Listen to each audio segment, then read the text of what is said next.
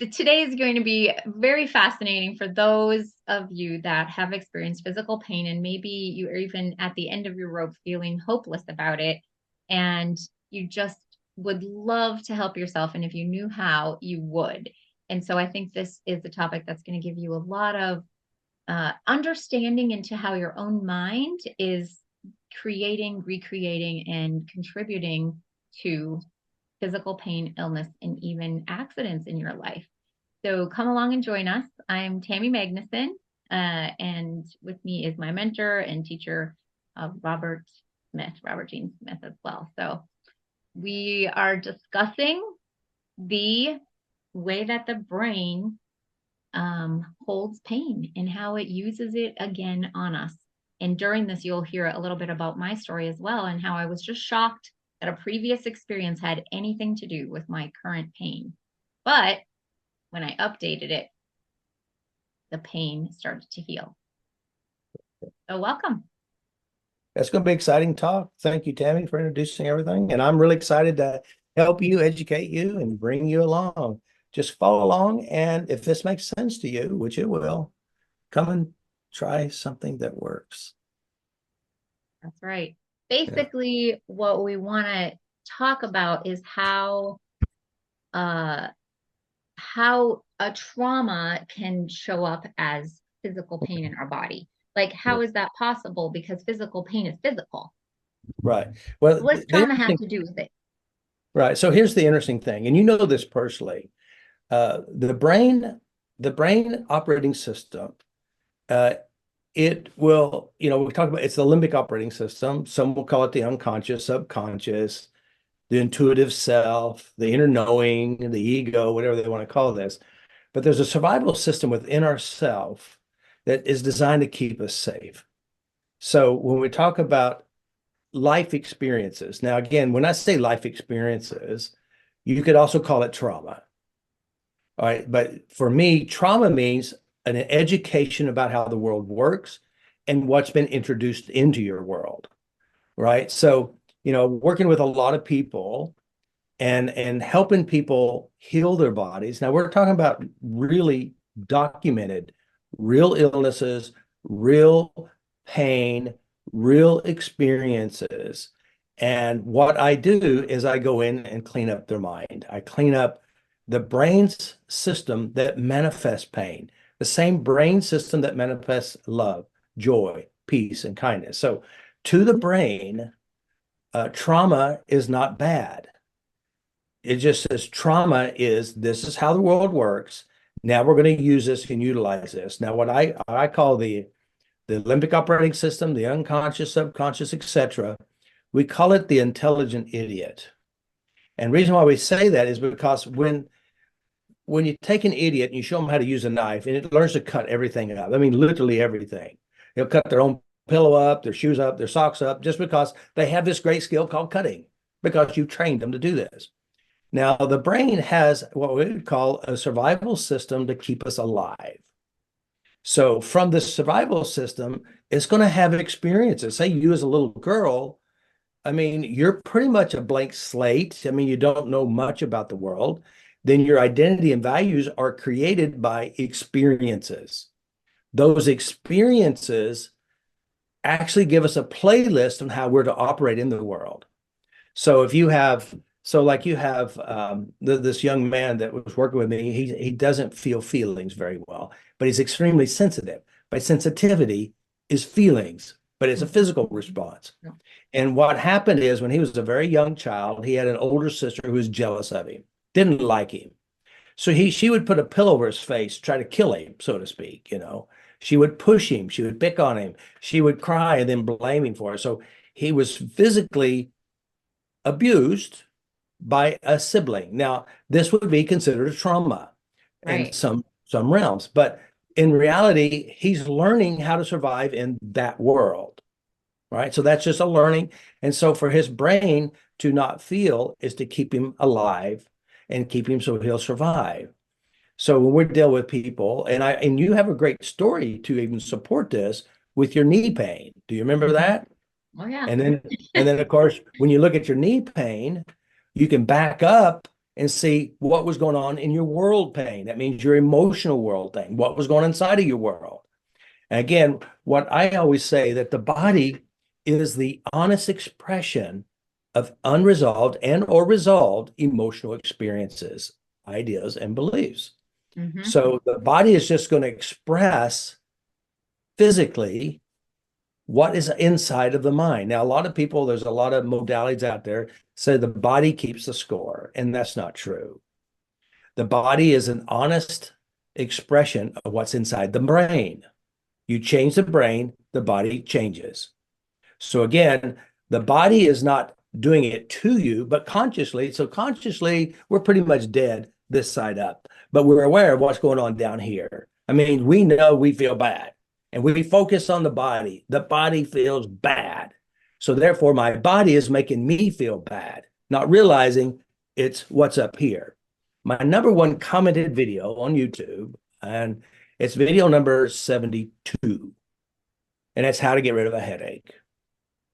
And Really? so Iris, she was the one who had a headache, right? She had a headache. She volunteered. I pulled her up and I started addressing the headache. But I wasn't addressing the headache. I was addressing what gave the headache, which is emotional experiences. And it happened to be emotional experiences at work. So as I started working on this, and we got rid of her headache. Now, people were watching this video, tapping along, and you ought to read the comments. WTF, my headache's gone. Oh my God, it really worked. How did this work? Because people find this not because of tapping, just because they have a headache and they're willing to try anything. So how the brain actually works with physical pain is that it has memories of unpleasant emotional experiences. It has memories of getting hurt, and your brain will capture these memories, organize it on the cortices, and then it's like you're talking to your friend, Tammy, on the phone, and your friend's going, I got this terrible cold, I got fever, I feel like crap, I feel like I'm gonna die. And then you get off the phone, you actually start to feel like you got the flu too. Exactly. And the Yeah. reason is because it stimulated our memories of flu, sickness, and Mm. illness. Yep. And like I've seen people who will read, like they'll read ingredients, because they're super chemical sensitive. They'll read the ingredients on a can and see if there's anything she doesn't like. And as she reads it, she can taste it, feel it, and experience it as she reads this. Because this is Right. how the brain works. It's a I call it like it's I call it the brain is like a hypnosis machine. It puts you in a trance. When you think Mm-hmm. of a bad memory, you go into a bad memory feeling, which is a trance. And that's Mm-hmm. what our brain does. It gives us states of mind. And when we go to those states, you can go to any memory, even now. You can close your eyes, remember a pleasant memory. Like for example, you remember holding one of your children for the first time. And as you remember that, you start to feel those good feelings. Mm-hmm. We can do the same thing with pain memories or any other type of memory. So the brain starts making it real in the body. So that's why the system I use is profoundly effective. I mean, we have documented proof that people with lupus, blood tested, proven there. Blood tested lupus gone. Hashimoto's disease, blood tested there. Hashimoto's disease, blood tested gone. Those are big ones. We have lots of people with fibromyalgia, me, lupus, POTS disease, chemical sensitivities. I mean, some of the worst possible scenarios. And all we're doing is going inside the brain and making adjustments and adjusting the unpleasantries. And that's the key. So Yeah. a lot of this is created that way. So a lot of people think this is real pain. Like this is real. I have the x-rays and I have the Yeah. blood tests and I have the, examination. Um, and yet for some reason they think that if somebody tells them it's in their head, that doesn't mean that it's real. Mhm. How do you address that? Well, again, if it is in the head, and everybody can test this, think of a happy memory, no matter when, and it feels real in the body, even though it happened 20 years ago when you held your child for the first time. Yeah. If you go to an unpleasant memory, you think of an unpleasant memory. As you remember the memory, you feel it in your body right now. Yeah. So the body is expressing what is held in the mind. You change what's in the mind, the body changes. Now, again, I mean, how many times, people said, I went to the doctor and I have this horrible pain, and they did too much internet search and they presumed they have this disease, right? Right. And then the doctor does all the tests and nope, you don't have that disease. But yes, I do. And they'll go find another doctor and another doctor and another doctor till they agree with that doctor. Because again, it's true to those who create it, manifest it, and believe it, even though it's not physically true, but it is mentally and emotionally true. And it seems real in the body. Like we had this guy, his name was Dale. Now, this is like 2001. And he came to Oklahoma City. I did a seminar at the La Quinta Inn off of Meridian. And so Dale was in the seminar, and I'm talking about how stress and how the mind works and how memories will affect the body. And Dale, so I'm talking and explaining how it works. And Dale goes, "Well, I've got a pain. I got a pain in my shoulder. I think it's on the right side. And it says I can lift it this high, and I got a 0 to 10. I got a 9 pain." And he said, "This is a real pain. I Mm-hmm. really fell down a flight of stairs, and I really got a new implant, something in there. I really went to the doctor, and there's calcium buildup in the arm. This ain't going to work on that." I said, "Well, that's fine, Dale. Won't you, when we come back from lunch, just come on up and we'll just work on it." And by the way, there's a video on YouTube where I worked on Dell, and he's at some point. Now, the major emotional part about this experience was his anger and judgments against himself. And by the time we're done, he's rolling his arm just like this. He's just shaking his head. "I don't believe this." Again, the real visual proof, the MRI, whatever they did to see it was there, the emotional proof, the kinesthetic proof was all there. And then he's just rolling his arm and says, "I don't believe this." Before he'd go like this, a lot of pain. And all I did is adjust memories and emotional experiences. So then he goes back. That was Saturday. And of course, I do a 2-day seminar. So Sunday comes back. And again, Dale's there. And I said, "Hey, Dale, won't you come up? Tell me how you're doing with your shoulder and stuff." He said, "Last night I went home. I saw my mom. This morning I got up because, we did our sessions were at 10. I got up, I mowed the grass and weed eated, you know. And he says, I hadn't been able, I just did all this stuff." And his girlfriend, who paid for the seminar, she stood up and said, "This has been the best money I've ever spent because I've been mowing and weeding this yard for the last 6 months." True story. Right. But Mm-hmm. so what was it that changed is internal representations. And again, what I've noticed is people, I said, "I'd rather you beat me with a stick than to taunt me emotionally." A lot of people are running from their emotional hurts and pains because one, they went to therapists and then they just felt worse after it's over with, want to kill themselves. So the first thing they want to do is avoid what's inside of our head. Yeah. We don't want to deal with that stuff. I'd rather suffer miserably than deal what's inside me. And again, that's okay. But again, we know that with our system, tactics, FasterEFT training system, we know how the mind works. We know how to make adjustments at the deep unconscious level. And again, remember, the body is an honest expression of memories held inside of you. You change the memories, the body follows the changes. So, Yeah.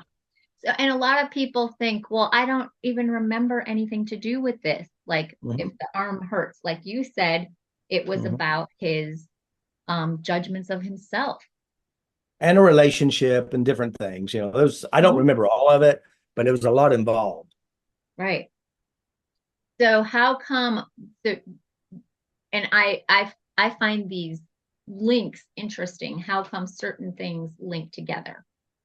Um, Right. so so what have you found to be uh maybe across the board for how you know a physical pain is linked to a certain Yeah. emotional? I mean, with logic, there's a lot of research showing 75 to 90% of all doctors' visits are stress and emotional complaints. That's fact. There's also scientific proof that the mind can heal the body. It's called placebo. Now, of course, when you hear the word placebo, we often get the idea of fake. But let me explain what it is. Placebo is that we got a test group of 3. One got the drug, one didn't get the drug, got a sugar pill or fake operation, and one didn't get anything. Now, why is it that sometimes the placebo group heals, changes, and transforms even greater than the drug group. And that is because of internal processes and processing, right? I coined that process called universal pattern of belief, or the universal pattern of creation. That means this is how the brain creates healing. Now, so here it is. Even John Sornos, he did a research where they gave fake surgery to individuals with knee pain. A good 60% of them left without pain, but it was a fake surgery, no real surgery. And then there's the nocebo effect, which means if you believe, and you in your heart of hearts, and you go to the doctor, and the doctor says, hey, we have this great research, you might be able to help you with your pain. Person A will go, great, I'm willing to do that, right? Person B goes, but doc, what if it doesn't work? What will we try next? All right. The difference is internal processing, visualization, internalization, our history, because our history dictates what we see in the future and what we expect. So the universal pattern of the mind knows how to create healing, and illness. And by the way, illness to the brain is not a bad thing. It's a self-protective system. It's like I was in Hawaii at a drug rehab, and the director, he's limping around. I said, hey, Jeff, what happened to the director? He said, I got in a motorcycle accident. And I said, I wonder if he'd let me help him. He goes, I don't know, I'd ask. So he asked, he invite me up to his office.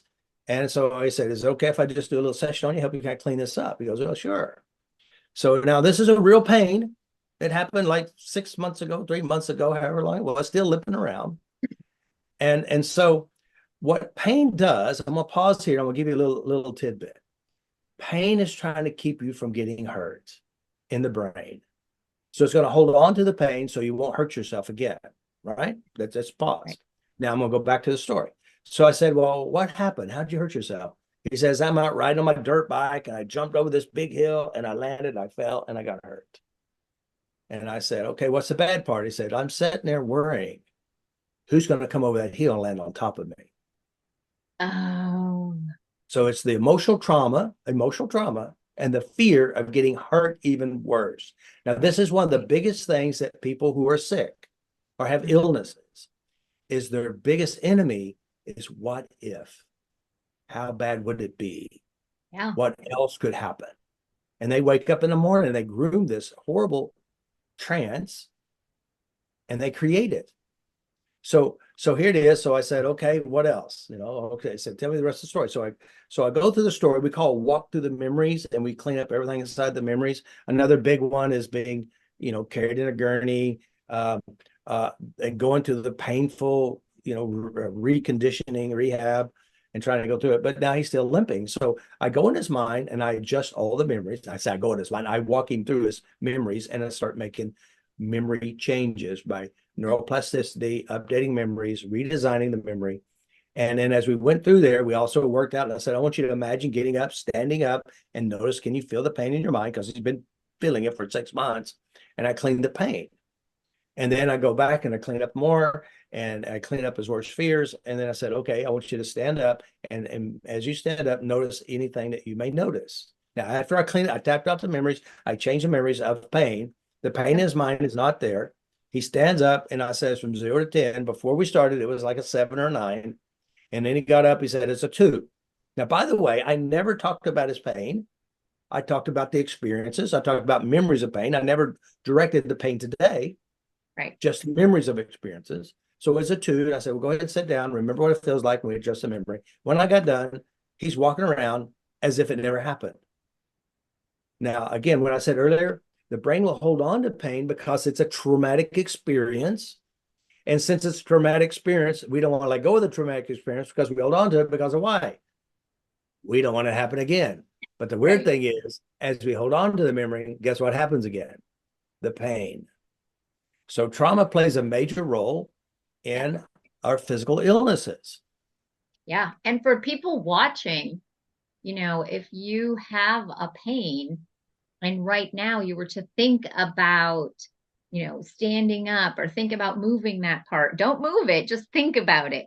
Mhm. and notice if you can increase the number, like 0 to Yeah. 10, how much it hurts. And when I was dealing with that, I was like, oh my goodness, are you kidding? And so if you can dial it up, that means what? You can dial it down. Right. Well, I mean, with logic, think about it. If it's a real, only physical pain, real physical, only physical, the emotional world, the trauma in your life, the stress in your life will not escalate it because it's just Right. physical. But if you can remember a memory and the pain gets worse, that means it's more mental than just physical. Yes. The pain And gets again, worse. You have a reaction. You start to, mhm, have more of an emotional stressors. anger, fear, sadness, anything like Mhm. that starts getting bigger, then you know that Yeah, there's yeah, still, it gets worse.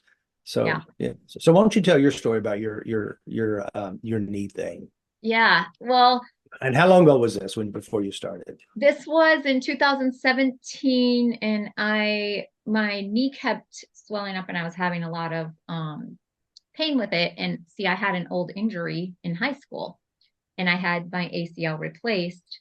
So then I went to the doctor and they said, well, you don't have an ACL, you don't have a meniscus, and you don't have any cartilage in your knee. So I said, well, I had that replaced. And they said, yeah, but it's all stretched out and worn out and gone.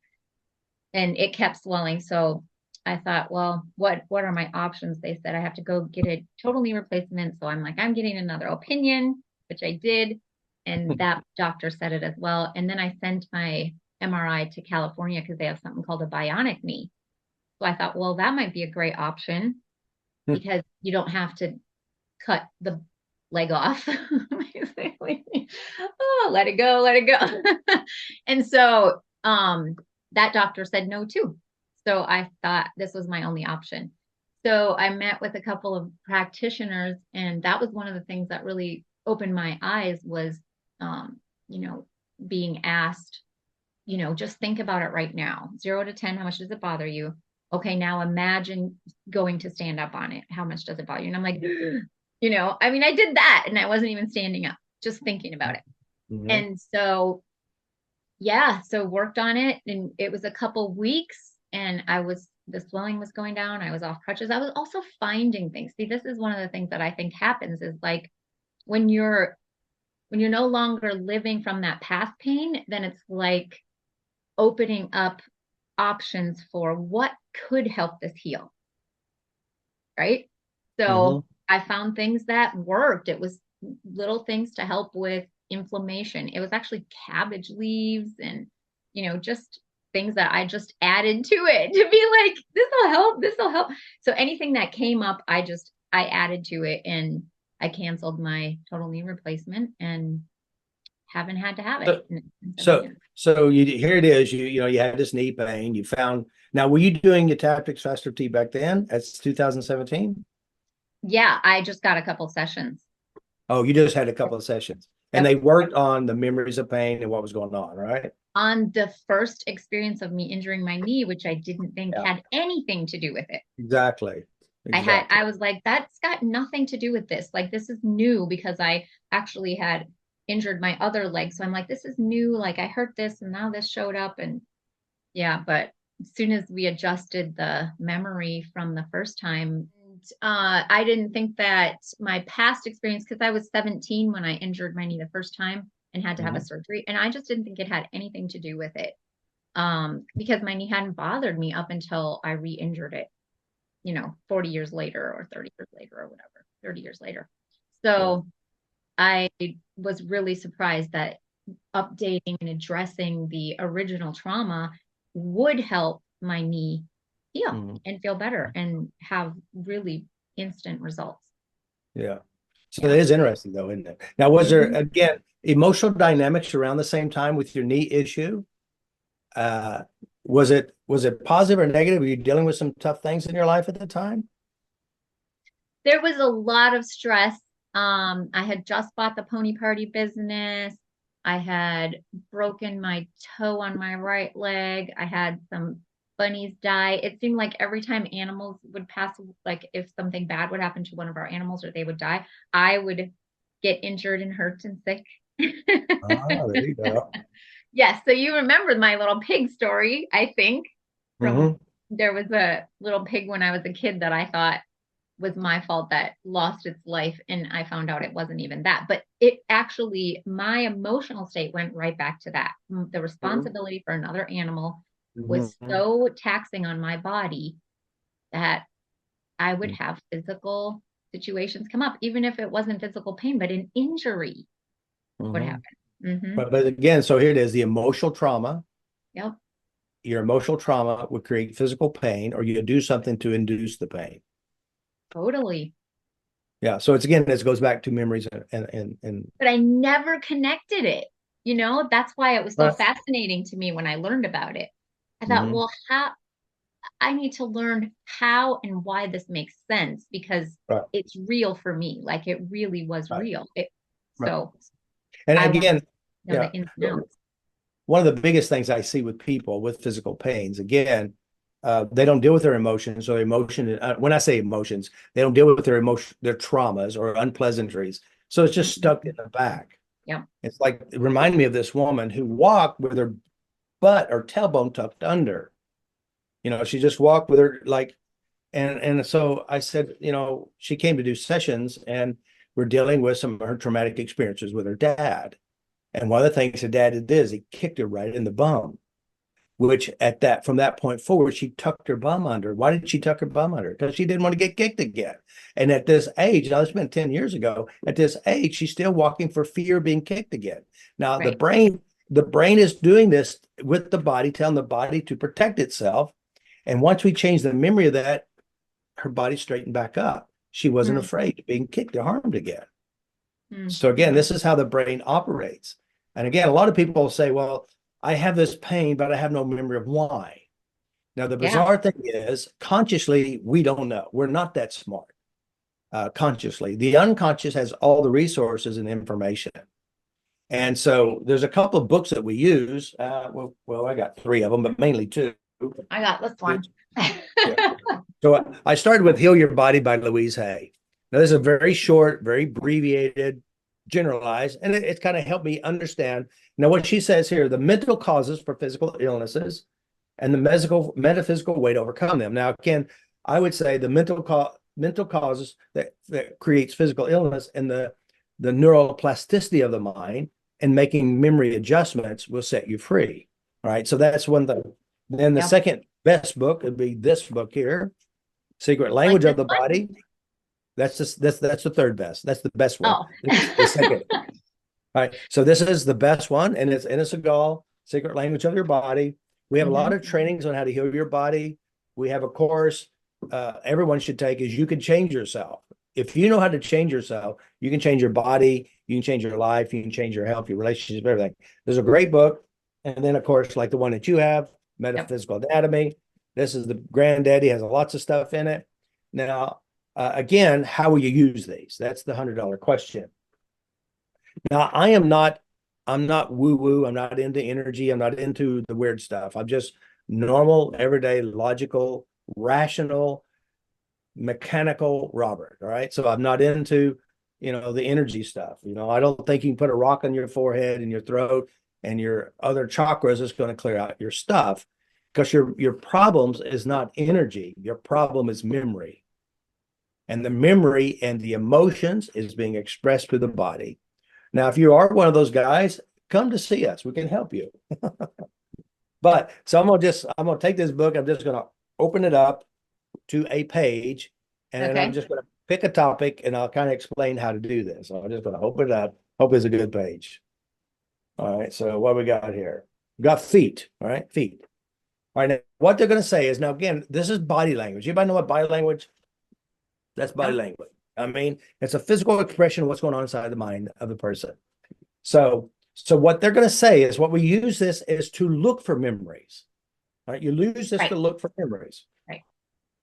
So for example, it says right foot, too much obligation, feeling angry, frustrated, enraged, focusing on a great deal on material things, what you want to get going in your life situation. So when you stop here, I got foot pain, and you go, too much obligation. So you're going to ask yourself, where in my life today I feel obligated? Who's making me feel obligated?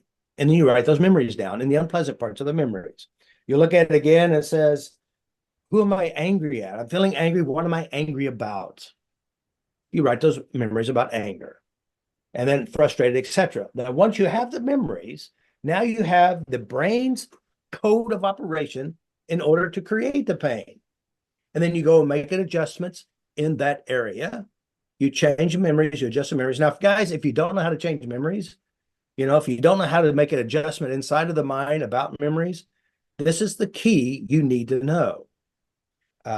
My system is a thorough, complete operating system. It shows you how to make peace with your own head. Know thyself. Know what you do within yourself to create these things and make an adjustment. So what we do is we go in and make adjustments in the memories. Now, there are the memories, just like you said, well, I just don't see how at 17 years old would impact me today. And the reason why it does is your brain recycles experiences because it's a part of your world, your emotional world.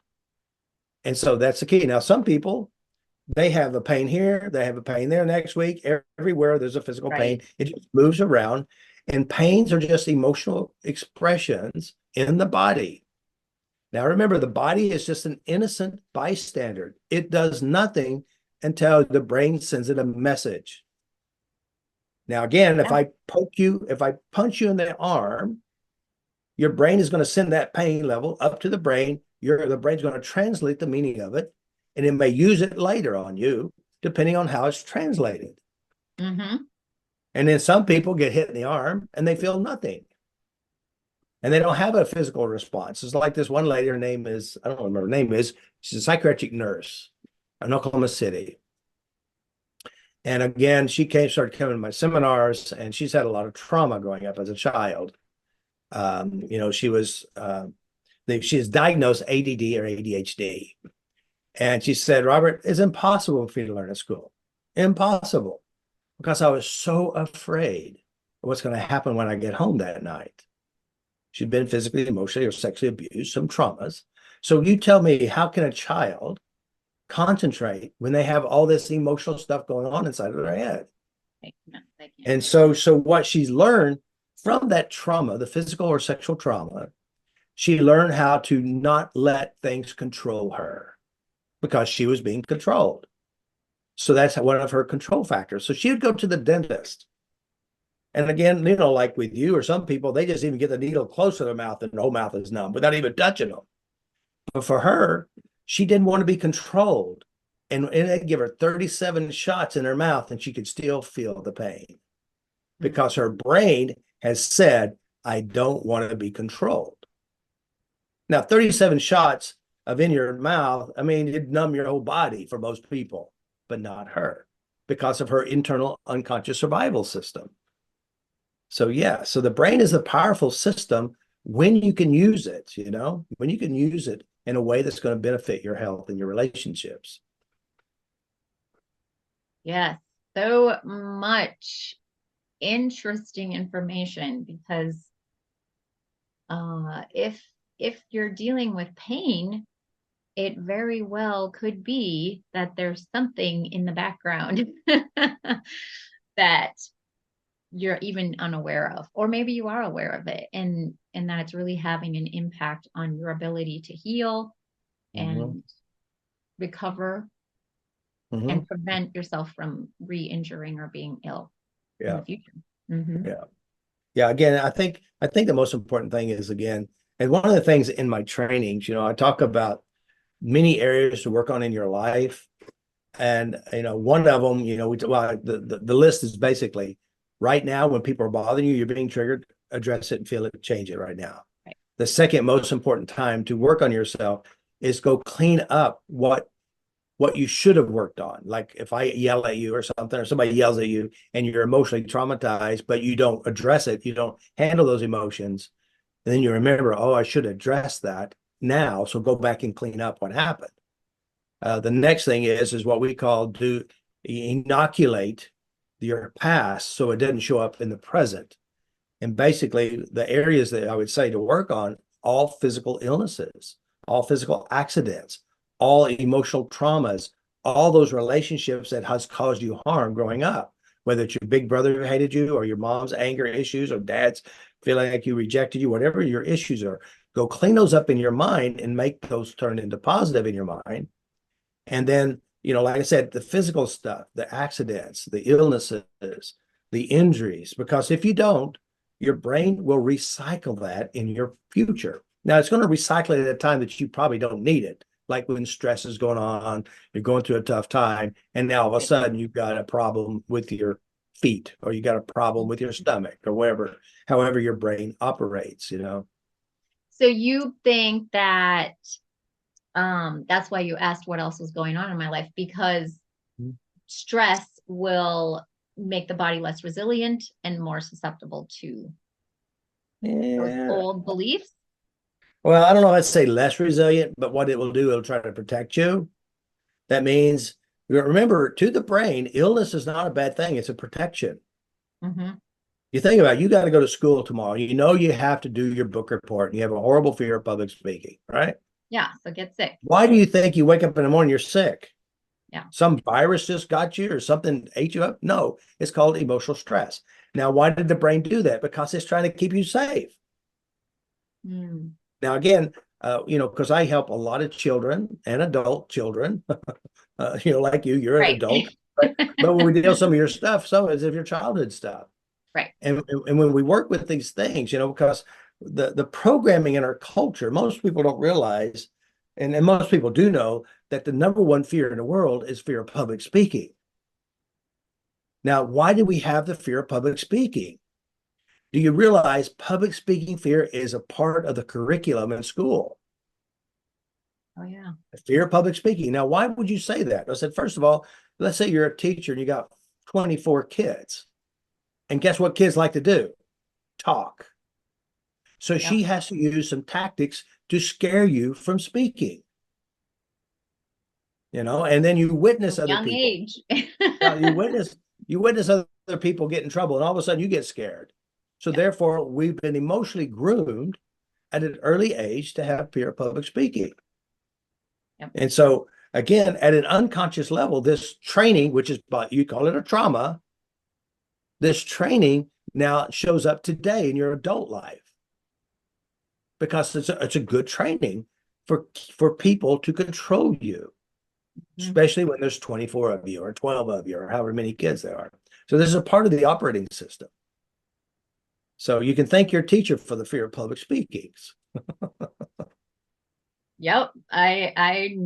I totally agree with that. And I think most people would have an experience that they remember as well, Or witness. public speaking in front of the class, but also all those times. I remember the report card went home. Tammy's doing well in school, but she talks too much. Can you imagine? But yeah, so going back to physical pains, the weird thing about physical pains is, again, like I said earlier, the body is an honest expression. It's a servant to the mind. It will express what the mind holds and believes to be true. And so if you know how to change the memories, change the references, and also address the body too, the illness can fade and disappear.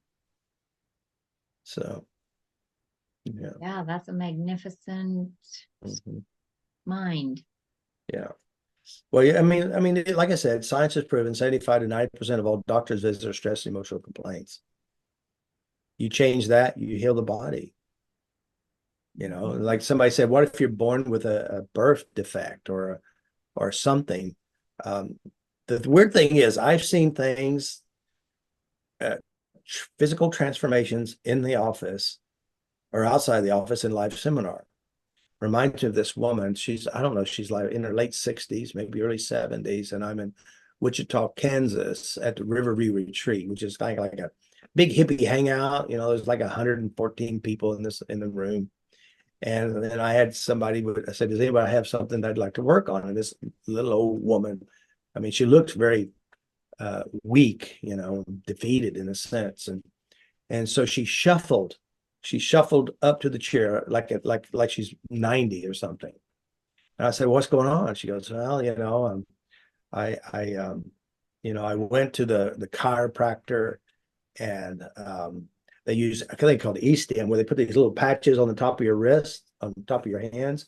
And since she woke up one morning with her hands like this, and I said, okay, so what happened? She goes, well, it happened after the death of my daughter. I said, what happened to your daughter? She was driving to miss a deer. She hit something and she died. So again, emotional trauma. And then she goes to the doctor. And so every time they go to the chiropractor, they put these little pads on, and they would adjust the current. Say, do you feel it? And they go, yes. So they let it sit there. So every time they go in, put the pads on, adjust it, and they adjust it just enough so that she could feel it, to kind of loosen whatever it is. But one day they had a new nurse there working the day. And so she put the pads on and she turned it. She goes, can you feel it? No, not yet. Turn a little bit more. Can you feel it? No, not yet. Turn a little bit more. No, not yet. And she realized she didn't turn it on. So she turned it on when it was full blast. And Oh, she screamed like she's being burnt alive. Now, this woman in the seminar, she had whelps on her hands about like this big on both sides. As I cleaned these memories and I worked with the death of her daughter and the pain emotions, the lumps on her hands went half down. They wasn't completely down, but halfway went down.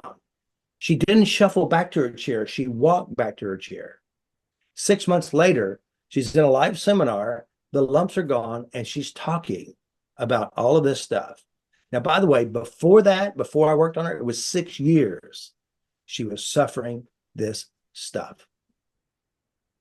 So this is some of the early stuff, and I've seen a lot bigger stuff since then, but these are the big ones. I did a session on a guy the other day, and he had a lot of traumas around the things he witnessed in his life and had eye issues, and so we worked on the memories. He said, my eyesight is getting cleaner now. I can actually see clearer now.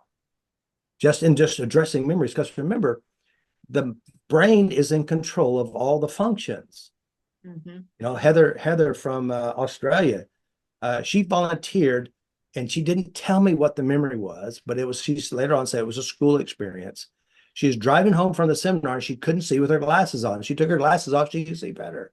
10 years later, her eyesight was still good because we addressed something she didn't want to see. Another person, her name is Sularu, and her testimony, a lot of these are all on YouTube. All these are testimonials. And Sularu, she started taking the seminars, and she had 19 orthopedic surgeries. She had bursitis in her shoulder. Now, by the way, she can't walk. She has to have this walker. Her shoulder is a major component of getting around. And so for 40 years, she's had this pain. She came to my seminar, and she's in bed, and she goes, oh, I forgot to take my pain pills. Now, for her to get out of bed and to shuffle over there to get the pain medication is an act of God. It's like a lot of work. Right. So she started laying there, and as she's laying there, she just mimicked everything I said and did. She started using the process, and next thing she know, the pain was gone, and she fell asleep. From that point forward, there's no pain. The pain, 40 years of pain gone. Now, 10 years or 15 years later, she goes to the doctor. Now, by the way, she uses this process I teach at Tactics FasterEFT daily. Anything happens on her life. And so, 15 years later, she's at the doctor's office. She's moved from Oklahoma to, I don't know if it's Tennessee or where she moved to. New doctor, and he's got this, I don't know, ultrasound or something looking at her shoulder. He goes, how much medication are you taking for the pain in your shoulder? She goes, I don't take anything. I don't have any pain. She goes, I don't know how you cannot have pain. This is bone to bone. No pain.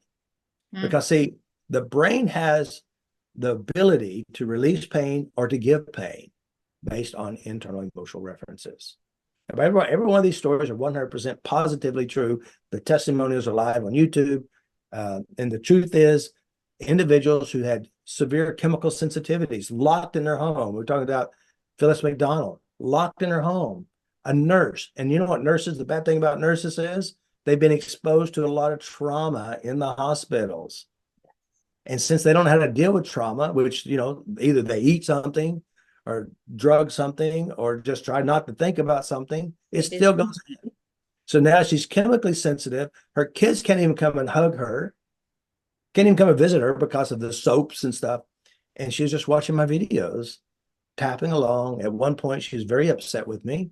because I said, it's your brain doing it to you. It's you doing it to you. It's not the events. It's how you represent the events inside you. She called her Mhm. husband. Robert said, I'm doing it to myself. I said, well, he might know what he's talking about. Just keep doing it. And sure enough, she cleaned these things up. And whenever the crazy stuff going on with COVID, she's in Canada and they're trying to enforce the shots and all this stuff. She said, I'm out of here. They moved from Canada to Mexico. Something she would never do. She couldn't even leave her own home, locked in her own bedroom. By merely adjusting memories and changing their internal representations, her life changes. Yeah. So, Yeah, so that's one thing people could believe is that, oh, well, then I'm doing this to myself. I wouldn't do this to myself. I hate this. I don't want it. mhm. Well, the truth is, you're not doing it to yourself. It's your great survival system called your unconscious, the limbic operating system. It's doing it. And again, remember, if you teach it how to cut with a knife, it's going to cut everything up. Even if it hurts. Yeah. Yeah. Because it's trying to keep you safe. Remember, pain has a message. I don't want to do it again. I want to protect you. That's what pain is for. It's trying to keep you safe. And it represents something bad that happened. Mhm. So when you adjust that system, the physical results will be big and the emotional results will be big as well. We are fascinating beings. And so learning about how the brain contributes to pain, continues pain, or even creates pain, Mm-hmm. Mm-hmm. really Yeah. what can set, what can give a lot of people hope that there's ability to change it. Yeah. Yeah. There is hope. And guys, those of you who are listening to this and you listen to these stories, and these are real stories, these are true stories. Um, you can tell if it's just really a physical thing, and that is no matter what emotions go on in your life, it doesn't change. It's the same. But the weird thing is too, medical doctors are seeing miracles, and the miracle happened because a church group came in and prayed for them. The tumor was there, now it's gone. Or they did something and it changed. So it's the brain that does it. It's the mind and the power of belief. And again, belief has two major components that make it real and true: proof and references, and emotions, feelings, and sensations. These two together manifest a belief. It doesn't matter what kind of belief you have. And of course, the placebo is the great mind's ability to heal itself in spite of the fake operation or the fake drug. Sugar doesn't really fix it, but the brain does. Yeah. So, yeah. So it's called a universal pattern of creation or belief. It's something I listen to strategy. You can do the same thing with manifesting a better relationship, better health. You can improve the quality of your anything you want. I mean, the brain is a manifester. I mean, how many times in the day today already, you guys, how many times do you ask yourself a question like, where's my keys? What time is it? What am I going to eat? This part of your brain answers the questions for you. It helps you find it. It motivates you. So if you ask better questions like, why am I so healthy? Why is my life so wonderful? Why do I travel around and I have lots of money in my account? You keep asking questions, it's going to find ways to produce whatever it is you ask. Why am I so sick? Why do I not ever get better? Why am I the worst one than all? Why does it work and not for me? You know, all of these have predetermined outcomes based on the question. So Hmm. what we need to do is one, release the negative experiences or unpleasant experiences. Remember, the brain doesn't know it's negative. It's just a result. Just like you can watch TV show and get happy or sad based on dots on the screen. It's not real. But to your brain, it seems real and it produces real feelings in the body. Mm-hmm. So, just learn how to take control of this part of yourself will give you a better quality life. Very good, for sure.